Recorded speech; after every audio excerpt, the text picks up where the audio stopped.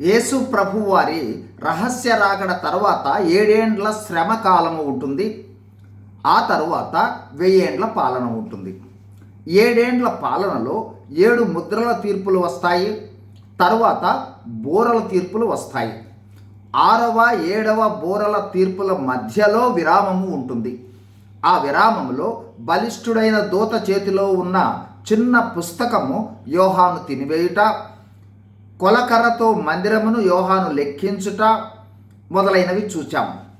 2 సాక్షులను గూర్చి ప్రస్తుతము చూస్తూ ఉన్నాము. ప్రకటన గ్రంథము 11వ అధ్యాయము 3 నుండి 14 వచనాలు. ఈ 2 సాక్షులు దేవుని శక్తి కలిగి ఉంటారని, 1260 రోజులు గోనెపట్ట కట్టుకొని ప్రవచించుట జరుగుతుందని చూచాము. ఈరోజు వారి పరిచర్యలను లేదా వారు చేయు కార్యాలను చూడబోతూ ఉన్నాము. 1.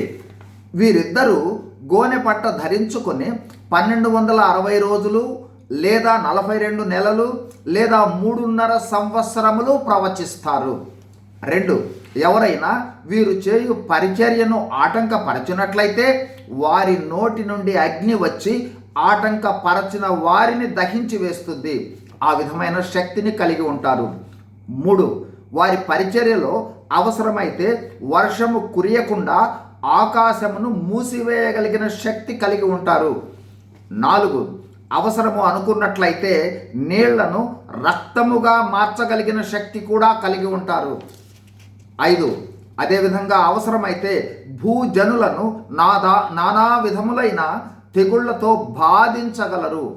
ఈ విధమైన అధికారం కలిగి అంత్యక్రీస్తుకు వ్యతిరేకంగా 3.5 సంవత్సరాలు సువార్త ప్రకటిస్తూ బోధిస్తూ ప్రవచిస్తూ ఉంటారు.